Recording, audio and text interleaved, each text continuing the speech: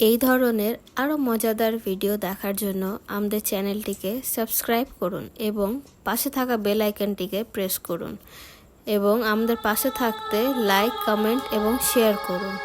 চলুন তবে দেখা যাক আজকের ভিডিওতে কি থাকছে।